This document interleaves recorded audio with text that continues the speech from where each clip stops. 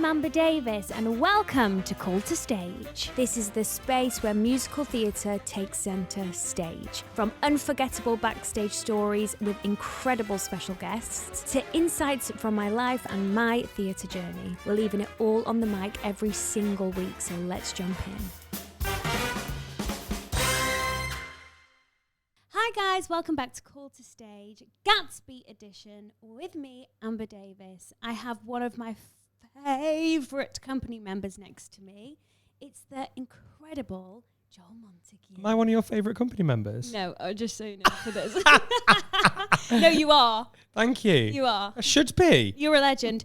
I knew you were a legend before we started because we were voice noting before We were. rehearsals. And I was like, Getting the goss, weren't we? I had a video of his gorgeous daughter and he called me Auntie Ams before we even started rehearsals. And I was like, we're going to get along. Yeah, we're going to be friends.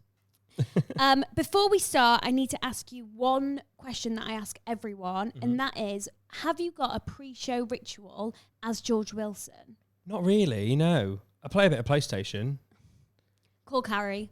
That's about... I do FaceTime Carrie, yeah. FaceTime, normally bath time. It's normally Mabel's bath time, yeah. I love that. So I guess that's a new thing. I'll go out for a wee at about 7:10, and Joel will be at the top of the corridor on FaceTime, and I think that's so sweet. Yeah, it's cute. It's cute. We'll get into all that. We'll get into being a father in the being industry, a daddy, because I have single-handedly watched Joel be a leading man, doubling up with Hamilton and Gatsby rehearsals and Gatsby Tech, and be a dad. And it's... Mental. Wait, did I say the dad bit at the start? Yeah. I am in awe of you. Bless you. You know I am. That's really sweet of you. I mean, a lot of people do it, but that time was very crazy, wasn't it? And I witnessed it. You witnessed it, yeah. With, next to you. Me walking in like a zombie. Yeah, and I felt like the words "I'm tired" cannot come out of my mouth when I'm next to Joel Montague. Babe, you trained at Guildford. I did. I didn't know this about you. Guildford School of Acting, yeah. Oh, because I thought you were untrained. I mean, you would probably think that by my performance, to be honest. No, I'm joking. Yeah. You'd be like, oh, he's never trained. This is his West End debut. What is he doing? What's he doing? Do you know what a 5-minute call is? Right. No, I don't, to be honest. Did you enjoy Guildford? I did, yeah. I mean, I think it's like every, you've been to drama college. It's like every drama college. There's pros and there's cons, isn't there? And I always think that question that a lot of young people ask us now is, where should I train? And I'm like, well, I only trained at one place. Mm-hmm. So it's very hard to answer that because I only have one experience and also at a certain time. Yeah. Like 15 years later, it's very different. You would not even believe, would you, that Joel trained 15 years ago? Yeah, just those places that you do. Yeah, cheeky. Yeah. Did you only audition for Guildford? I did, yeah. So your heart was set on Guildford? Well, it was a bit of a weird experience because I knew of RADA and I knew of Bristol Old Vic, but I didn't really want to do straight acting because I loved to dance at that time. So I just wanted to do musical theatre. And it was a student, my mum's got a dancing school back at home. And what is she? Yeah, one of her old students, an actor called Terence Maynards, he's still in the business now. He did the acting course at Guildford. So that's how I heard of Guildford, and I found out they did a musical theatre course. And all your stars fell in line? Yeah, luckily. And do you think training's important? I do. I don't think everyone has to train. I don't think you have to have your money and go, well, I have to train. I won't succeed if I don't train. Yeah. It is easier if you do because there's a lot of lessons that you learn in training that you can take through into the business. I don't think it's the be-all and end-all, but I do think it's a really good grounding. Yeah, I like that. I like that answer. Let's talk about why you're all here. Gatsby Edition. We're going to dig into Gatsby. We're going to give you all the tea. We will talk about... Hamilton as well, and the incredible CV that Joel has. Okay, let's go. George Wilson came into the inbox. Yeah. And you thought, audition came up. What did you think? I didn't really know a lot about Gatsby. I'd obviously seen the viral TikToks that we'd all sort of seen. Yeah, New Money. New Money, Miss Amber Davies. But yeah, I didn't really know much about the show. I didn't know the book, really, if I'm honest. I knew the film. Yeah. And when I saw the character, obviously a lot of the previous characters I've played before in the industry has been quite comical. Yeah. And he was darker. And I think selfishly, as you do, you kind of go, oh, I wonder how other people will see me playing a role that's slightly different. Okay. And that was why. A lot of depth. with Yeah, George also. yeah. Especially the ending, it's heavy, isn't it? So we won't do any spoilers, but it's heavy. No, and also you are a key part of the story. Yeah, at the end, yeah. Like, definitely. it's interesting. Mm-hmm. And I think, you know, we've spoken a lot. I've seen you side stage. What tools do you use to get somewhere as dark as that?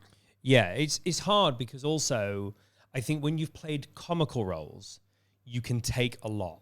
Like your comedy can be very dark as well, which doesn't help. So you can find a lot of things funny that, let's say, you shouldn't necessarily find funny. Yeah, we have the same humor. Right. And so I have to think really deep about people that I care about, which isn't the best thing.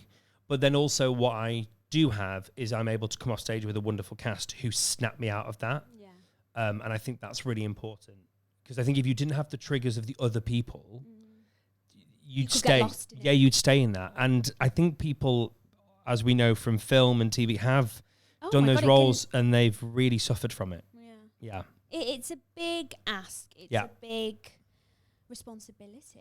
Yeah. You know, are you enjoying going to those places that you necessarily haven't been before? Yeah, I think it's like everything. Every job has a challenge, and this has been that challenge. It's like, oh no, I can do it. When I'm given the opportunity, I can do it. Yeah. But obviously, when you don't do it for such a long time, or even if you've never done it, because sometimes when you're at college, you do different kind of shows. But do you ever really do anything that depth? I don't know if you do. Oh, not in college. Exactly. So sometimes, like, you then are waiting for that opportunity in the industry, and sometimes it never falls across your lap. So are you surprised that? Yeah, I think so. I think you do get surprised at yourself sometimes. You're like, oh yeah, I can. Okay, so I can do that. I think you do that with every job. I think that you find out things that you're like, oh, I didn't even realize I could do that. Yeah. And that's what I love about this industry. You never stop learning. No. Ever. And you always there's always jobs that you think, this is going to challenge me. Mm-hmm. I love that. Yeah. You know, you can have such a fruitful career if you just push yourself to those limits that you didn't think you'd be able to go. Yeah. Well, I mean, it's like I guess with you with New Money, when you started it, you're like, oh God. And by the end of it, it's easy because even when you train at Erdang, you can sing and dance, can't you, at the same time? But then you're going, but I haven't done, like, you're doing that every day at college. Yeah. When you're not doing it every day in the industry. No. So you have to build your stamina back up again. I know. Right. And it's a long number, honestly, guys. It's long. If you'd have seen me at the start of rehearsals, I would be dripping. You were killing it though. Wet. And I would not be able to talk for like 2 minutes because I was just catching my breath back. And it's incredible what your body can do. Also while doing character, also while breaking into different scenes, also like it's a lot. That number is a lot. It is a lot. It's a lot. I think it will be the toughest, one of the toughest, like one solo number I do in my career. For sure. But I'll love it. Mm-hmm. Thoughts and feelings about working opposite Miss Rachel Tucker? I hate her. Isn't she awful? Tucker is the best. I mean, not only am I a fan of Rachel, I mean, who isn't a fan of Rachel Tucker? She's just a great person. And I think that's the thing. What's so important of when you're partnerships, like with yourself and Corbin, I think you don't have to get on. It just helps if you really get on. And when you do, and do you know what's interesting? I was speaking to my wife about this, like when you're able to talk about the scene with a person without it sounding like you're giving each other notes. Yeah. When you're able to just discuss things and realize that maybe, okay, I need to change my approach here. Maybe Rachel will change her approach there. Do you know what I mean? To help each other get the best out of the scene. Yeah. Because sometimes I think people don't think that their ego comes into play. No ego. You know, why are you giving me notes? And I'm like, hang on a second, we're working as a team to get the story right. Yeah. So me and Corbin are quite like that. I could say anything to Corbin, he could say anything to me, and I didn't. But you both love it. Yeah. You actually appreciate it because you're like, you want each other to be better. Yeah. Or we want this specific moment to be better for people exactly. watching. That's the best way to put it. Yeah. Yeah. I want you to be better, so I'm going to note you. Basically, that's what I just said. That's what I just said. Not what I meant. Me, Joel, and Rachel, we are either in my room or Rachel's room. We're on the same corridor, and we're in there until we push it, don't we? Oh, easily, like sometimes the 5. Yeah, and I'm like, guys, I have to go now because I've got no wig on. I've got no wig on. I've got no eyelash on. But I love those. Like and as well, we don't. It's very rare you don't talk about the. Some people you in the industry, all you talk about is the industry, right? And like I love that we talk about all things life. Yeah, everything. Everything. Nothing's really off the table with us three, is there? No. And then our company manager, Michael, comes in and he's like... There's no point me going to other rooms because you're always in here. Yeah, and I think I'm going to leave the conversation that I just entered. Your favourite person to work with in Gatsby? I think that's apart from it's just Davies? It's just the obvious one. I mean, so my scenes, I really pretty much have them with Rachel or John Robbins and a little bit with John Owen Jones. Yeah. And then one moment with Jamie Moscato, which we won't ruin. Oh yeah, that moment. It's so funny because like Carrie's worked with Jamie obviously quite a few times. And I work with Jamie and I'm like, do I work with Jamie? I never see him. Do I just do like one thing? I don't see Jamie. No, and it's so, that show is so weird. We were saying this to Frankie, weren't we? Like, how about was name dropping all the cast? But basically like we all sort of sporadically sort of see each other, don't we? But we like, it's like percentages of how much we see each other in the show. Yeah. The 8 of us are so passing ships. We are. And there's a moment we have off stage. One way road. And if he's late, you're furious. They're like, yeah, you and Corbin are furious if I'm late. Yeah, because it's my favourite part of my backstage track. It's because I do a variety of performances, don't I? And it's so funny because Joel's just about to do this like crossover at the back of the stage. And if you guys saw him before, like it is... I don't know what you're talking about. It's the funniest like snap I've ever seen into his character and go. Because what we get beforehand... You get a performance. Oh my God, I'm literally crying. It's the best. I give you options, don't I? Need to know.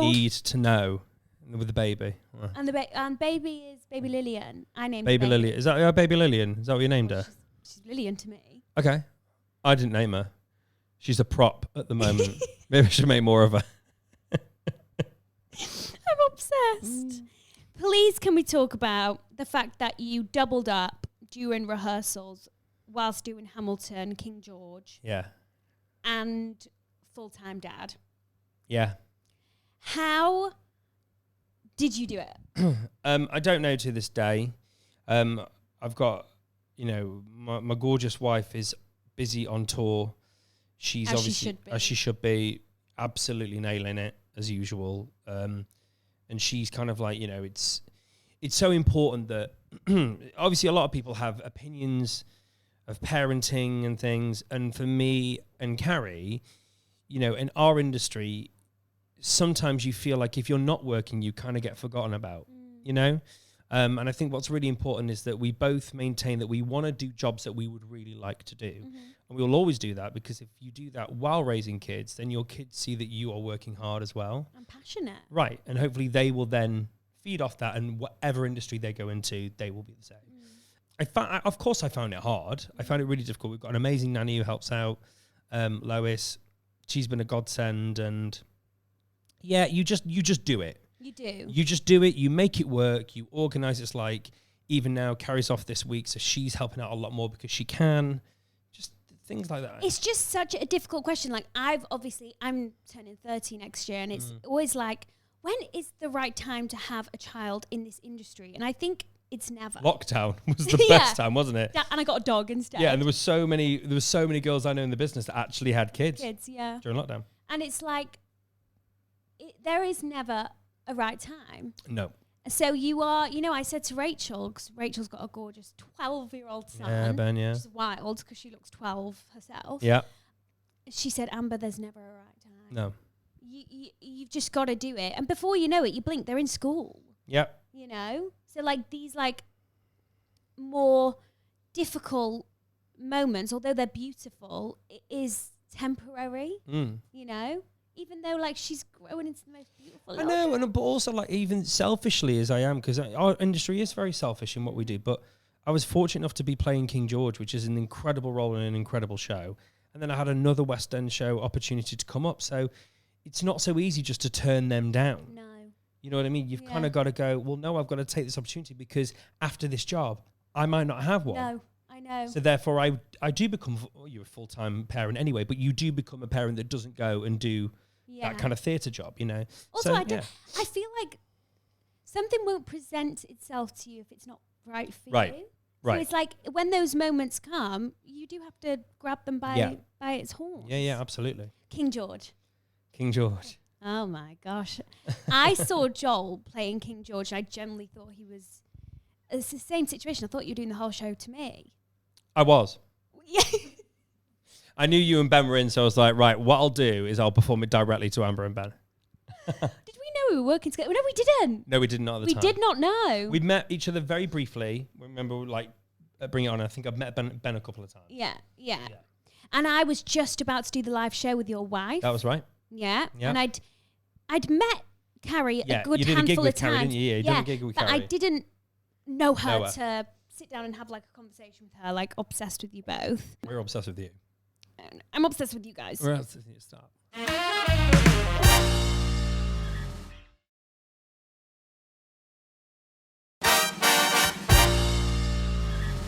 Audition process for King George. Self-tape. Right. Meeting with the associate team, then a final with Tommy Cale and Alex Lackamore on screen, which I was fangirling incredibly hard because I'm a massive fan of both of them, especially Lack. Yeah. I mean, he's just like a musical genius, that dude. Yeah. And then obviously I met Lynn briefly when he came to see us. Limo and Miranda, pick up that name. Yes, I know. But we have a story about. But it is normal. But it is normal with Hamilton that Lynn or those guys pop in. Yeah, that's lovely. It's one of the only shows where the original creative team come and visit at least once a year and keep checking on the show. Yeah, that's amazing. Yeah, they are very, very protective, rightfully so. Yeah, but they care about it. Yeah. And how long were you in Hamilton for exactly? So I did 3 contracts, but I did 2.5 years. Yeah, because I left a little bit to do Just for One Day, and then I left early to do Great Gatsby. We have a really good question here from someone called Lewis, who is part of our Patreon. How do you keep a performance fresh when doing a long-running contract? Obviously, you were in Hamilton for 2.5 years, playing King George. How did you keep it fresh? Pro Plus, Red Bull. No. How do you keep it fresh? It depends. I think it depends on the role. Mm-hmm. I think when you're something like George Wilson, when you're working opposite someone, I think it's easier because you're working opposite someone else who is also trying to keep it fresh as well. Yeah. When you're King George and you're on your own, you have the same beats, the same timing, the same storytelling, and you have to find inflections. But the one great thing about George is it doesn't matter. Sorry, King George, I should say. Mm-hmm. Whatever mood you're in, it doesn't matter. You could be in the worst mood in the world, and you can play that role brilliantly because he can look at the whole audience like a piece of dirt, and it works. Oh my gosh, so weird because King George comes out 3 times, doesn't he? Yeah. Basically singing the same melody, different words. Yeah. George Wilson comes out 3 times. Yeah. Sings the same melody with 3 different words. That is mental to me. It is, and also sends me slightly crazy. Yeah. But it's fine. Yeah. How do you even positions on the stage? Really? Yeah. Positioning on the stage. That is so interesting. I never thought about it. As long as I can remember the first couple of lines, I'm pretty much all right because of the blocking. Okay. So like King George, You'll Be Back is dead center. What Comes Next, downstage left. I Know Him, walking on, and you see George Washington leave. So, Your lyrics. They say George Washington's. Yeah, that's how you remember, sort of thing. That is so interesting. Yeah. Now, please, can we talk about your West End debut? You were 21 years old. Swing. I was, yeah. Billy Elliot. 2 years. 2 years did you do that? Did 2 years at Billy Elliot, yeah. Wow. Yeah. So you were a graduate out of college, and you went in, and had you done any swing preparation? No, I think what helped was because I'd had a big dance background. I was good at can you do that on the other foot? Yeah. Okay. Can you do the opposite side? You know, it's like a dance. Do you know what I mean? You learn those sort of tricks when you've danced for years. Yeah. You can switch quite quickly. Yeah. I think if you have that part of your brain that works, luckily I was like that with harmonies as well. I could flip onto different harmonies. Yeah. So therefore, a swing. It wasn't easy, but I would say it was easier for me. Okay. Because I think that part of my brain could do that. Yeah, it was active. Yeah. It was there. It was present. Yeah. Like when you actually go on for, like, say you get swung on mid-show or whatever. I had 2 weeks off. What? I was off stage for 2 whole weeks in 2 years and Billy Elliot. I was always on. Yeah. Oh my gosh. Yep. Who was your two Billies? I didn't have to. I had loads. Oh. We had 4 or 5 at a time in different contracts. So Leighton Williams, he finished as Billy on the Saturday night, and I opened a swing on the following Monday. Oh my god! And then I worked with Leighton on Kiss Me Kate later on when he was an adult. Oh my god! How about when he was an adult? But you know what I mean, like that. That's crazy. Yeah. So I guess sort of Leighton passed me by, but Tom Holland was one of my Billies. Yeah. Why have you? You are such a big name dropper, and you've never. That's like the worst insult in the world. You drop all these names. I mean, it's true, but yeah, they yeah. So Tom was one of my Billies. Dean Charles Chapman, he was in Game of Thrones. They've all gone on to do really good things, though. So yeah. Tom Holland, was your Billy? He was, yeah. Why do you not tell people that every day? Because I don't know, really. It's because I think it's because I'm not really in contact with Tom anymore. So it's. Otherwise, it seems a little bit like, oh, you're best mates with him. No, I've not really heard from Tom. Randomly, though, I did, when I was doing School of Rock, I did bump into him in Covent Garden just before he was announced as Spider-Man. Yeah, that was funny. Because I think I'd known that he'd got it. Okay. There was like reports that he got it, but nothing was official. But he was sort of a little bit incognito, like walking around Covent Garden, which was quite funny. Isn't that lovely? Like how... He was Billy Elliot in our West End, and look at him now. Very, very talented boy. Yeah. Very talented boy. They all were, though. They all were. And then, let's just read through some of what Joel's done. Sister Act, Tour, Rocky Horror. Do you want a name drop on that one? Yeah, go on. Cynthia Erivo. Can you name drop on all these? Cynthia Erivo was my Dolores. That was Cynthia Erivo, Julie Afton. Yeah. One word to describe Cynthia Erivo. Go. Unbelievable. No other words. Just unbelievable. Oh my gosh. You in Town. Yeah, that's ridiculous. I loved You in Town. Is that the one that was by Les Mis? Yeah, that was like John Slinger, Jenna Russell. I had to do a dissertation on that. Rich Fleischman did that one. Oh my gosh. You know, when I was little, I told you this the other day, didn't I? When I was little, and he won, what show did he win? Soapstar to Superstar. Superstar, yeah, because he did Corrie, didn't he? He did Corrie, and when I was little and he won it, I think I was about, 7, 8, and I was like, I'm going to marry him. I mean, Celinda did.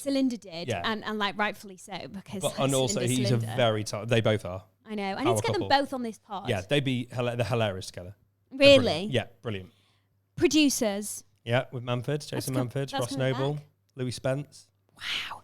Yeah. Eddie and Funny Girl. With Sheridan. Yeah. We love a bit of Sheridan. Alternate Dewey Finn in School of Rock. Yeah, that was with David Finn.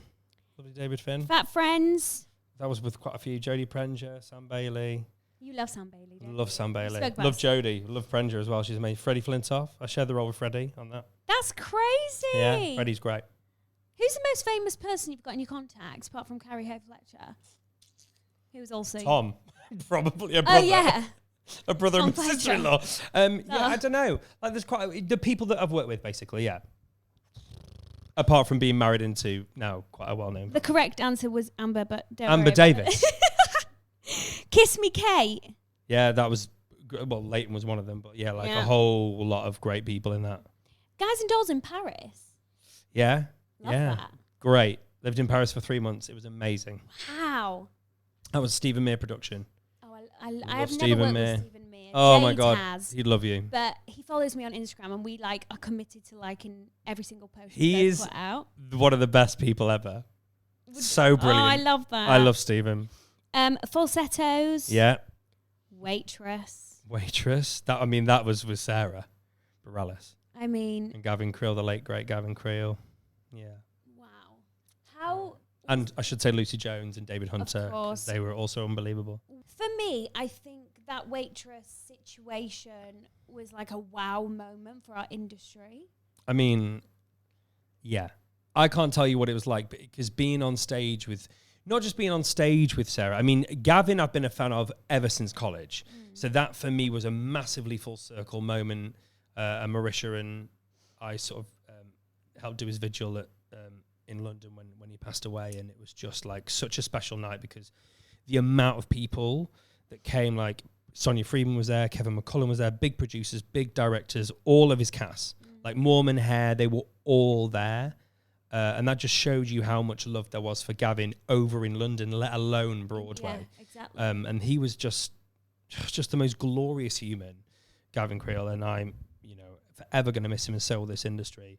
And working with him and then Sarah and doing Sarah's work in front of Sarah, but then hearing her sing that score, it was like you were just playing a CD and it was just a voice. And that's no disrespect to Lucy or Desi or any of the girls that sung it, but there was just something about Sarah singing her own score that made it special, and it was special. And I feel like, was there like no dry eye in the building? It was just, I mean, the crowds went mental. Like they just went, because the minute you hear Sugar Butter, because every recording of Waitress, the sugar butter is Sarah's voice. So no matter what production in Waitress you hear, it's always Sarah's voice. Oh, wow. Okay. But then then when it goes into Sarah's voice in real life, you're like, wow. Wow. Oh my gosh. Would you say that is one of your favourite contracts? I mean, yeah. Up there? That probably Funny Girl and probably You're in Town, and of course Great Gatsby, and of course Hamilton. There's just so many for so many different reasons. Yeah. I'm very, very, very lucky. Very lucky. What's been your favourite theatre to perform in? I guess I would have to say the Victoria Palace because it was my first job in Billy. Yeah. And then obviously I played King George there. Okay, so I'd say the Victoria Palace. Yeah, moment. that was and also I had the same MD. Oh. So Chris Hatt, who MD'd me, and Billy Elliott, who gave me my first job, was then the MD when I was King George. Oh, I love that. So that's like, there's been a lot of wonderful. That's like the same thing with Gavin, being a fan of Gavin, then working with him, and just very also lucky. I feel like with Hamilton, you've mentioned this online before, but it was like it was a big part of your life, wasn't it? Meeting Huge. Carrie. Yeah, huge. Marrying Carrie. I met her the week before I started rehearsals. How did you meet? We briefly met, kind of like we bumped into each other in the exact same way that we would do in the industry. Do you know what I mean? Like you bump into each other, see each other on the odd night out. Hi, yeah, hi. Know of each other. Hi, hello, blah, blah, very polite. And then we both went to see School of Rock at the New Wimbledon Theatre because we had a couple of mutual friends in it. And it was her night off of Cinderella by chance. Happened to go the same night. Saw each other at stage door. We were just, chatting and, it's all cool, all nice. And then, we just started then. She followed me then on Instagram. Obviously, I followed her. But then she followed me. And then we sort of just messaged and then exchanged numbers. And then we had a FaceTime. Oh. And we had a 2-hour FaceTime. Which was weird because it was nothing more than friendly. But it was just like, this is, the next stage from this is a date. To go on a date. And at that time, it wasn't the right timing. And then she invited me to a book launch. I went to a book launch. A couple of weeks later, asked her on a date. Went on a date. Where did you go? We went, how stage is this? She invited me to a screening it was the new Doctor Strange Multiverse of Madness. Okay. So we met on Trafalgar Square steps, went to the screening, went to Balance, house staging. Oh, we love a Balance. Went to Balance, and yeah, that was it. And then 5 months later, engaged. What? 3 months later. Wait, how many months? So May was our first date, engaged in the October, married in the Feb. You just knew? Baby on the following March. Yeah. We knew on the first. I would say the first 3 hours easily, I was like, oh, this person's going to be my wife. Don't know why. Obviously, there's reasons why, but there's pros and cons with every person that you meet in a relationship, isn't there? But there was just something in my heart of hearts. It was like, oh, this is it. Yeah, duh. Oh, yeah, duh. I've got Easy. to say, like, the way Joel speaks about Carrie is like, you are her number one fan, like, genuinely. Yeah, massively. And, in fairness to her, she's mine. Yeah. But we just don't, I guess, I did very early on sort of shout from the rooftops about it, but I think whether people want to, whatever they want to call it, but for me, it's support and love and gratitude. And also in this industry, and you'll know this with Ben, you get torn down everywhere you go. Like you get rejected every single day, no matter how successful you are, you still get rejected. Yeah.